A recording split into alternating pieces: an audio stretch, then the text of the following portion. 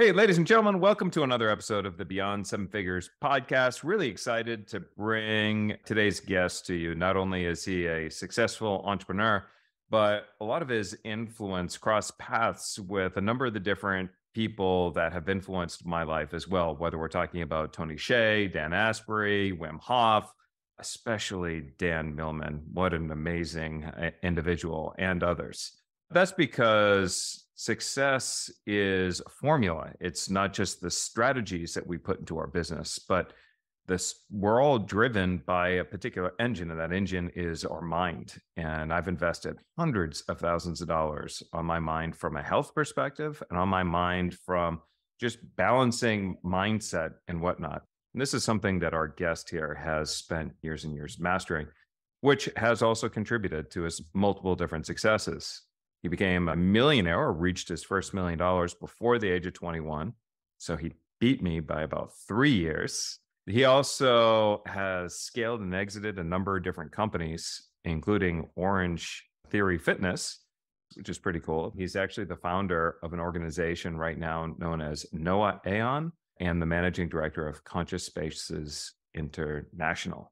So without further ado, I'd like to introduce you to my new friend, Pavel Stuchlik. Welcome to the show. Thank you so much. So glad to be here. So happy to hear that you also, so many of us come from a certain amount of, books and lessons and teachings. And, I always say what is true is always true. Like that information does not change over the decades. It's just translated a little bit differently. And Sure. it will serve us all, right, for the highest good of our growth. When I started my first real business, we did well. We raised some money. It became recognized as one of the nation's best seed stage companies by Ernst & Young. Unfortunately, that business collapsed along with the economy, but the following business is where we made our first $1 million. But I said to myself back then that I would shovel shit for $1 million. And that was my motto. And while on a financial scale, I had more money than I had up to that date. And on an emotional scale, though, I was the lowest that I had ever been, to such a point where I was willing to give away everything just to be happy. And I remember that because I was with Tony Robbins out in Whistler, and Tony asked me a question and he goes, so, what do you want? And I just looked at him and I'm like, I just want to be happy. And it was the first time that those words came out of my mouth. And I'm like, God, am I really not happy? I didn't look at it together and say, how can I be happy making money? So everything changed from there. Was your experience similar to that? Or what drove you to this direction? Years of unhappiness. It originally started with, I went to a retreat with Neil Donald Welsh. I think I was maybe 20 years old, maybe 19. It was before Orange Theory. And I was so intrigued by his book called Tomorrow's God. What it talked about wasn't necessarily, God in this sense. It was primarily talking about how do we balance, life, and how do we live in union with others, and how do we not continue living out of this competing mindset of what's in it for me. And so from a very early on, I actually had this thing drop in, and I actually later started a company called Tomorrow's Vision, which its own purpose was to help other companies that are here with the mission of what is here for the highest good of all, and actually support them. Because what I've noticed, people with good ideas and good intentions didn't have money. And then people with a lot of money didn't know what to do with the money. And so it was this weird dynamic, we dance in. And I had to take off the head of thinking that the only way I can make money is through, businesses or through companies, because that's what I used to believe in. And it also made me broke completely in my life. After, I made all of this, I also lost everything. And that lesson came from realignment from what I see today. And that alignment was that, I can make money with doing good, with feeling purposeful and happy. And it's a chemistry of a lot of different points together that goes through this journey through self-transformation. Sure. And we're all on this journey, and different people come from different angles, because there's that, wake up, that aha moment that something is not working in our life. And I've hit this moment twice. The first time was when I was professional cyclist. So I was an athlete, but I got chronic fatigue, Epstein-Barr. I got really sick. During that time, I essentially, my dad gave me a choice. You either go to school, your life is paid for, or you go do your little cycling thing and life is not paid for. And so what I found was this missing link in carbon frames, that, carbon bikes were so expensive for, regular Czech, cyclists. And so I, went on Alibaba, took the picture from Alibaba, put it on eBay, listed it there, sold it on eBay, but never even touched the product. So shipped it directly to the consumer.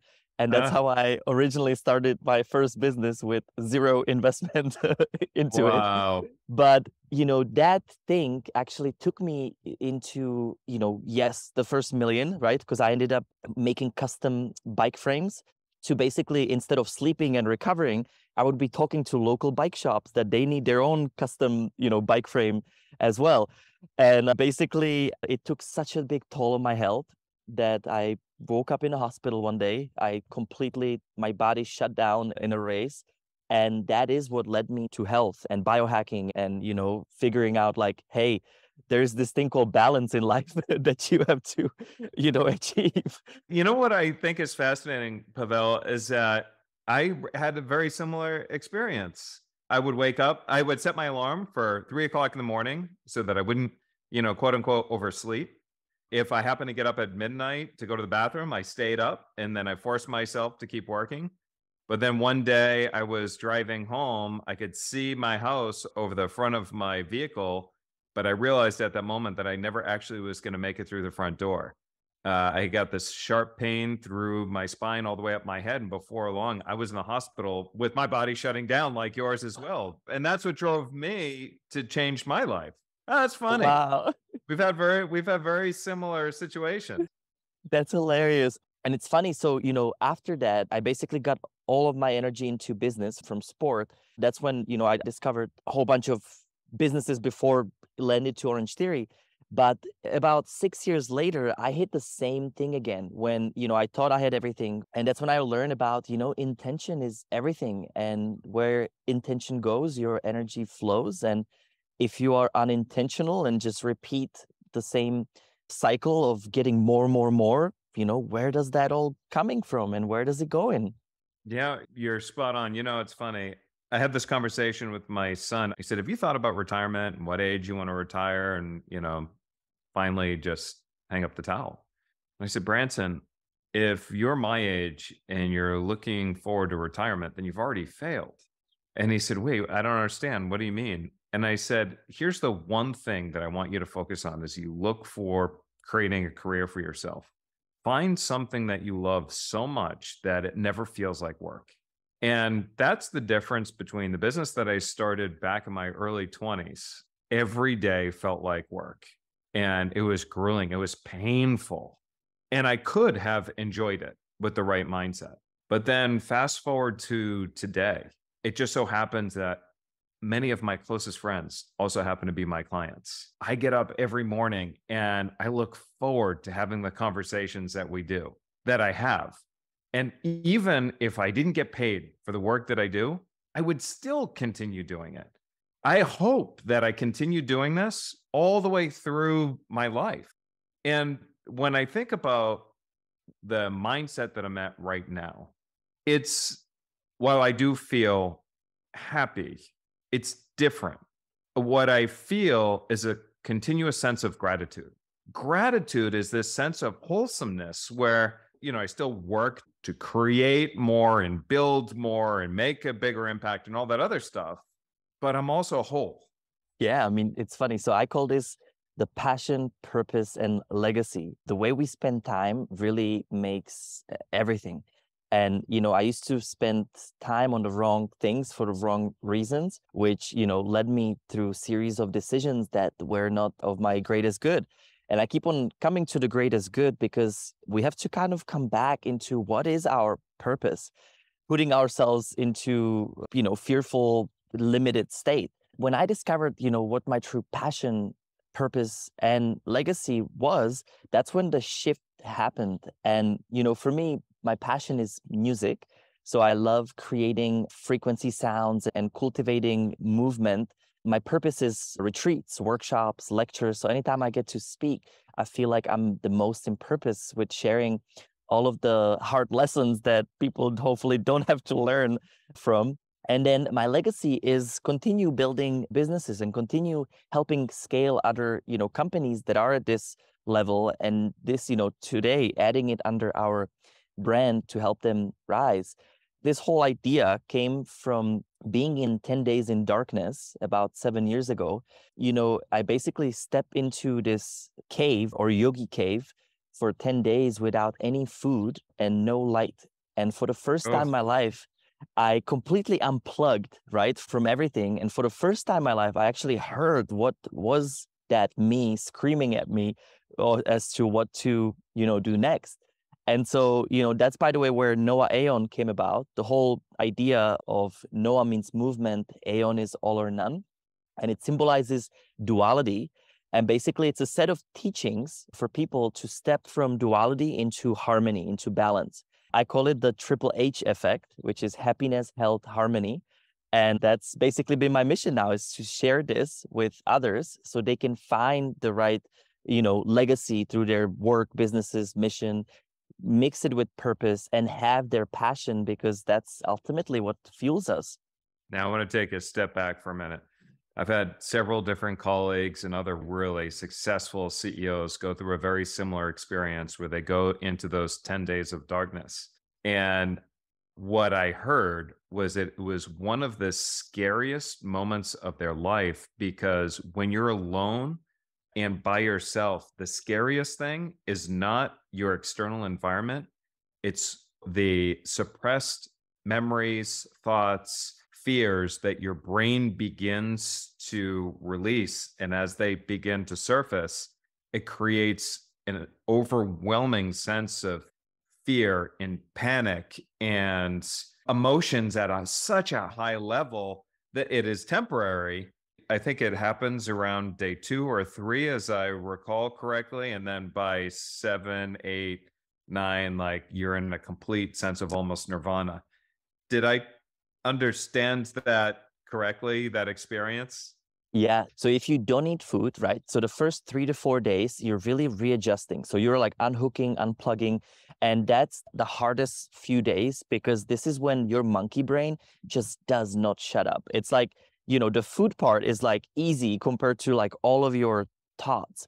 And it's funny because the way I entertain myself, I always go back in time, like year by year, and see what I can remember and see who have I hurt, who did I need to work through, what do I need to bring up, because to unbuckle the emotional body and mental limitations is ultimately the gift that it will, give you. But in order for you to get through it, it kind of comes in as, if anybody done plant medicine, during ayahuasca or doing iboga, doing all of these medicines, it just kind of comes to you and it brings it to your surface. It lets you see it and re-see it, so that way you don't hold any grudges, any pain, any lower vibrational emotions, because those are the ones that get stuck in our body that then don't allow for creativity to Mm. rise. And so that's why, things like emotional code healing, any work on your past traumas is so beneficial, because we think that it's not there. With the state that we're in, it's called apathy.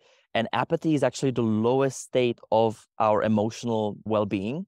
And so you literally have to go back in time and you have to see it, feel it, re-experience it before you find a gift about it. And then when you find a gift, you forgive or accept it for what it was. And your brain cannot recognize if it's happening, yesterday or tomorrow. There's no time for your brain. So you can also rewire it with simply rethinking it. Now, about day 5 or 6, this is when the pineal gland gets cleared out. And that's when you start seeing lights everywhere. So you think it's a dark room, but literally you see orbs, you see lights. Like, they actually teach you how to turn off these lights because it's so intense and it's all from your brain. And yes, by day 7, which is for me, that's when I broke down completely. I start crying and crying. I went into this like crazy state of nirvana. And in that moment, that's when all of the gifts just start dumping at me. And when I say gifts, I finally had this deeper connection with some higher aspect of myself that just knew, it was like one drop in after another. And then all of these ideas and thoughts and things, you allow that stream to open back up because you silent everything and because you're no longer on phone and computer and emails. And when that happens, the magic happens. And for me, it's so magical. I've now been 4 times, so I go every year because it's like my yearly reset. Wow. For our listeners, some of the listeners are going to be sitting there going, why aren't we talking about more strategy? And others, the listeners, understand why we're having this discussion. And there's a direct correlation between the amount of revenue that you're bringing in and the conversations that you have. And I found that the more successful you become, the more you really start focusing in on mindset, because mind drives everything. Richard Branson talks heavily about mindset and so forth. I had a mentor of mine one time that said to me, you'll know the closest that you'll ever be to success at the very moment that you want to quit more than any other time in your life. And I didn't really understand what that meant until one time I was in over $200,000 worth of credit card debt. I mean, I was paying interest rates that are over 20%. My wildest imagination, I had no idea how I was going to get through it. But I kept telling myself that every challenge comes with it an equal opposite opportunity, that this is going to give, a foundation for my growth and for, significant opportunity and so forth. And I was fortunate that I never had to go bankrupt. But I do remember this one time driving home and saying, should I give up this whole entrepreneurial thing? Should I just get a job? And then all of a sudden, just in one day, something happened. And then all of a sudden, things just finally took off. I literally had the same experience. Every credit card maxed out and beyond maxed out. And like literally absolutely the same. I thought I'm going to go hang myself at a portion of my life and so depressed and tired and hard, but then never giving up, right? And I was like, I'm not going bankrupt. And I was so close. Now, let me ask you a question, a personal question, if you're comfortable with that. When you said, oh man, I wanted to hang myself, did the thought actually ever occur to you? It's funny. Now I understand it from a chemical perspective, like depression. And in our brain, we don't have enough serotonin that is being produced. And that's what's causing, that thought. So what I've noticed is a lot of times when these feelings come, they're not a true meaning of wanting to do that, but it's completely, your chemistry in your brain is off. So the time that I was closest to this was when I was about 20 and I could not continue with cycling. And I wanted to be in the Tour de France and do all of biggest races. But because of my disease and the chronic fatigue, my brain was so fried. That was the closest time ever I've been that low. And then, it kind of came back later, but I was smart enough already with knowing from biohacking and all of these, courses I've taken that, hey, brother, talking to myself, you've got to just like get your brain back and it will be okay. I never got to the point where I wanted to take my own life, but I do remember being in the car saying, if somebody hit me head on, that it might actually be a blessing. Anyway, we can go on and on, but I realize we are pushing up against the clock. And I do want to ask you a little bit about your professional career and whatnot. You were in this company, Orange Theory Fitness. One of my friends started one of the most successful health franchises in the entire world. You both as a franchisee, but also as an entrepreneur, would you create a franchise? What are the positives and negatives? Just talk to me about the franchise world in general, and let's go from there. Yeah, I actually love the franchise world. And, especially for someone that doesn't know how to start up their own business. And it kind of gives you a secondary, opportunity on you becoming a business owner without having to figure out all of the mistakes at the beginning.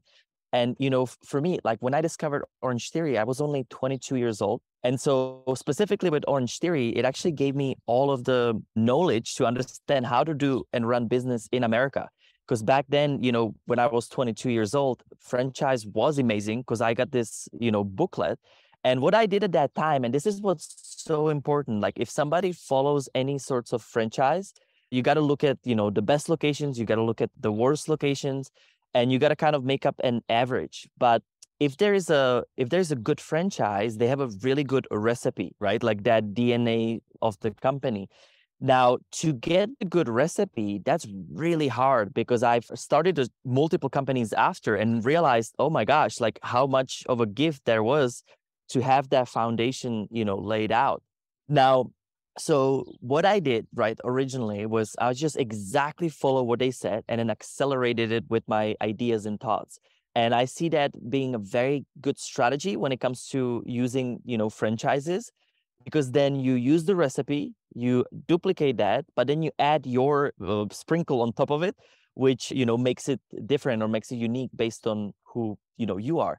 But as far as the processes, structure, and duplication, I think it's fantastic. It's just the bureaucratic friends are making it harder and harder to scale and more expensive to operate in states like New York or California. So those would be kind of like the downsides of that. But I've been involved with both franchising and licensing. And so, licensing is where you're still under a same brand, but you don't necessarily are required to, order everything through the brand, and there's much more leniency in it. So I was area developer in 7 states in Orange Theory, but also with something called Tutti Frutti frozen yogurt. It was actually my first experience in licensing. And Yeah. so I had Hawaii as a licensor. And I literally couldn't force any of the rules and regulations. So as far as business-wise, it was much stronger with franchising. And to be a franchisor from that perspective, it's, way harder.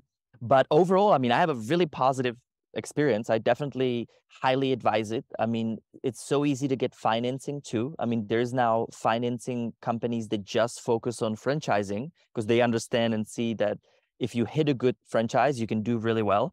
But to hit a good franchise, I think that's really the art, is finding something that is at the right time, at the right place, and has the right intentions. Because what I've learned about franchisors in the later, they're either in the business of selling units, which is awesome, because when you resell licenses at the beginning, it feels great and you can make quick cash. But what they don't realize is to support them and actually keep them for the next, 10, 20 years. That's a whole nother level. And so that's something that Orange Theory has done extremely well, was that support system and that ongoing, development and growth compared to, other brands that are in even other avenues. So for our listeners that are saying, "Oh, you know what, Pavel, this makes sense. I think I want to look at maybe investing in a franchise myself." What is the criteria that you look at or you would look at if you were going to be investing in a new franchise today? Yeah, so first of all, it's what has been built so far. So looking into their FD, their franchise disclosure documents, and understanding, what is the history, who's behind it, what is their history, what is their why, because I want to know their intention. If it's just, coming and out in 3 years, then it's okay, right? There's nothing wrong with it, but you got to be on the same train so you don't get stuck in the wrong time or wrong place to be. And the other thing is, it goes back to the basics, right? Like people, product, processes. Because if you don't have passion for it, or you don't kind of see yourself, feel yourself doing it, but at the beginning, there is really important piece of an involvement. So I would definitely ask yourself, how much time do you have and what is your, outcome with this? And I love any membership type franchises because of, obvious reason. If you have membership and you have recurring revenue, you don't chase yourself, every month for the same, income or effort. And so for me now, every business, I look at it as, does it have a pre-sale? So pre-sale is another one. And I think that's why, so many new franchises now, they're doing pre-sale before you even open. And with Orange Theory, they don't even let you open unless you have a 250 members. Wow. And that 250 members allows you to be green from day one. Then from day one, you can actually dim down all of your marketing and all of your spendings because it works already on a word of mouth basis. And so that's a huge piece. The other piece would be the ongoing technology strategy. And is there any other places that you can, grow outside of this? And maybe even ask yourself, is it going to help me with whatever I'm already doing or bring me on that path? Because, at this point, it's all about like, if you do it just for the money, if you do it just for investment, then I can tell you it's going to put you back in your seat and you might have to work again. Sure, totally get it. Awesome. So let me ask you, I know we're pushing up against the clock. This is the Beyond Seven Figures podcast. What would you say is your number one biggest best tip for going beyond seven figures? Well, so first one is not making it about the seven figures. When you discover your passion, your purpose, your legacy, or however you call this, then it's going to be driven by a different force of energy. And, before you really decide to this, there is an equal commitment to your relationships, to yourself, and then to your business. So it's really, like I always start with maybe totally different you know p- projections now, because instead of me thinking about I want to make it to this by that much, by this much, I actually look at what will make me not lose myself in the process of doing that, because I know how expensive that is and how hard that it is to build yourself back up. So, first get your shit straight. Let's put it this way. Get your life straight, understand what makes you, happy, what will bring harmony and balance, and potentially go close yourself somewhere completely silent so you can actually find what you truly want. Because here's the deal. If you don't operate from your heart and you just operate from analytical mind, there is going to be a missing link. And that missing link is going to be you're going to do things for what you think you want to do instead of what you truly will put you on your path. And so I know I'm not giving a business answer for this, but it is for a purpose, because the business comes secondary to you as to who you are. Well, I think, that kind of ties into why we spent so much of today's conversation really talking about the importance of that mindset. Again, our mind is ultimately our engine, and the output of our mind, is our strategy and how we see opportunity and so forth. So we really, really have to take care of that mind. And, we didn't get a chance to really dive deep into nutrition, but nutrition is a key component to the mind. Sleep and the quality of the sleep is a key component there, as well as what are your predominant thoughts, and and how that directs your intentions and so forth. It's something that frankly I wish somebody spent more time teaching me. As I grew up, I spent most of my time learning everything I could about business. I went to the nation's number one entrepreneurial college. I surrounded myself with mentors and so forth. And all of that helps. Mindset comes first, and the strategy just amplifies everything. So, Pavel, people want to learn more about you and the work that you do at Noah Aon. Where do we send them? Yeah, so it's the noahaon.com, noaaon.com. And something that might be interesting. So I think in mid-August, we're starting the next High Achiever course. So I work with CEOs and companies all over the world about exactly this. We have a specific model and journey through self-transformation to first find for yourself, within your families, and also within your company. So it's like, how do you balance and integrate, love and ideas and thoughts and all of these things, including biohacking, nutrition, high performance. And we have it in this 8-week transformational course that I think would be really a great fit. It's also a great community. So you get to meet others that are going through the same thing, that are maybe questioning their purpose, questioning their why, and how do they find more of enjoyment through where they already are. And then we teach courses, retreats, workshops all over the world. Anything from biohacking retreats, where we actually do stem cells and we do, the full body, mind, emotional makeover, all the way to, digital parts of ourselves. And so we include this in the description. Awesome, awesome, awesome. So that is noaaon.com.